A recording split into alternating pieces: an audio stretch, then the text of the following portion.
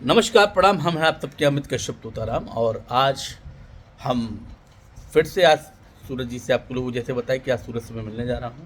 तो आज सूरज से फिर से मेरी मुलाकात है। कुछ प्रोजेक्ट्स को लेकर के है, कुछ और भी बातें हैं, कुछ बातें जो चल रही हैं यूट्यूब पे इस पे हैं। तो आइए मिलाते हैं अपने ब्लॉग में सूरज बाबू को। कैसे हैं सूरज जी? नमस्कार प्रणाम। और हम बढ़िया हैं, अपना बताइए कैसे हैं आप? जैसा कि देखिए बीच में आपसे बात भी हुई, वर्क को लेकर के, वर्क भी करना था, कई बार बातचीतें हुई लेकिन नहीं हो पाया, उसके लिए सो सॉरी।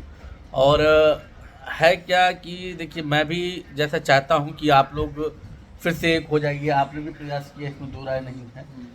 और मेरा भी फ़ोन नहीं पिक हो रहा तो मैं आगे कुछ कह ही नहीं सकता हूँ। सारी ऑडियंस का फ़ोन आ रहा है, मैसेज आ रहा है कि सर प्लीज़ आप दोनों को एक कर दीजिए, एक कर दीजिए। सबका ठीक है कहना, मैं भी मानता हूँ, मैं भी चाहता हूँ कि आप दोनों फिर से एक हो जाइए। तो आपका क्या ख्याल है अभी जो ये जो चीज़ें चल रही हैं, आप क्या कहना चाहेंगे इस पर? मैं आपके ऊपर सौंप दिया, आप कुछ कर ही नहीं पाए तो मैं क्या बोलूँ।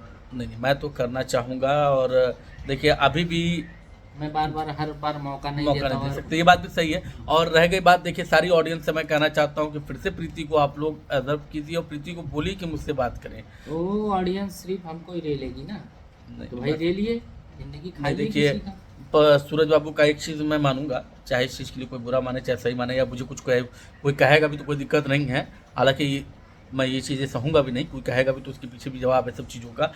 मैं सूरज बाबू से 2 बार मैंने टाइम मांगा, 2 बार सूरज बाबू मिले मुझे। अभी भी मुझे मिले, जहाँ पे जिस आवाज़ पे मैं हूँ ये हैं, वहाँ भी मैं इनसे मिला हूँ आकर के।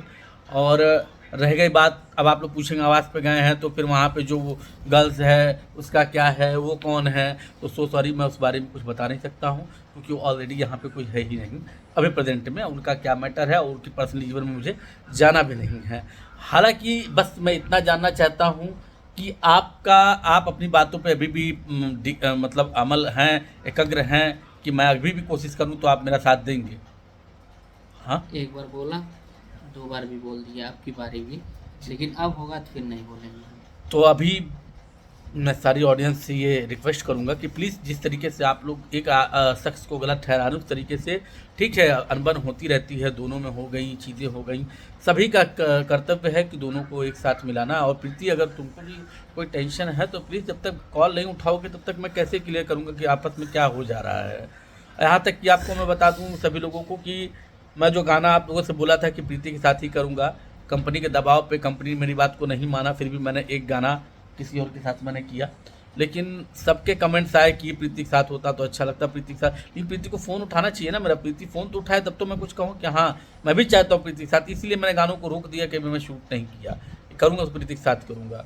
बाकी अब प्रीति की मर्जी है कि प्रीति क्या करना चाहती हैं। तो आप लोग प्लीज़ इस चीज़ को ज़्यादा से ज़्यादा शेयर कीजिए, कमेंट कीजिए, प्रीति को भी समझाइए कमेंट बॉक्स में जाकर के। रही बात लड़की का नहीं है, रही बात है कि इंसानियत का। सच्चाई देखिए, कहाँ पर सत्य है कहाँ पर गलत है। सच्चाई देखेंगे तो दोनों तरफ गलतियाँ दिखेगी, लड़की देखेंगे तो एक ही तरफ गलती दिखेगी। तो सच्चाई आपकी बात है। जिम्मेदारी है, आपकी प्रॉब्लम है, आप समझिए आप क्या करना चाहते हैं आप करिए।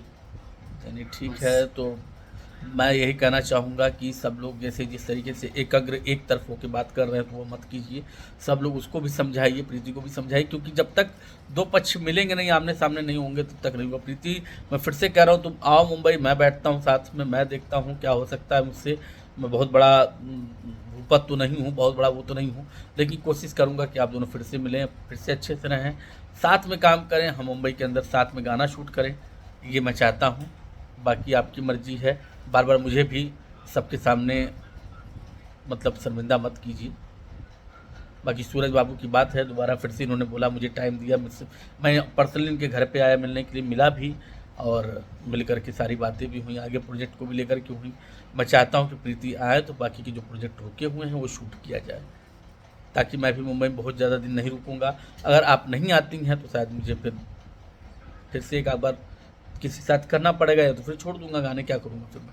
चलिए फिर हाँ, मिलते हैं एक नेक्स्ट। बार और आप लोगों को उनको समझाइए, बस इतना ही कहेंगे। जी मिलते जी, हैं नेक्स्ट वीडियो में। बाय बाय, लव यू, जय Bharat. Love you so much, thank you so धन्यवाद। मच आपको मेरे ब्लॉग में आने के लिए। नेक्स्ट ब्लॉग का आप सभी इंतज़ार कीजिए। Love you, bye bye.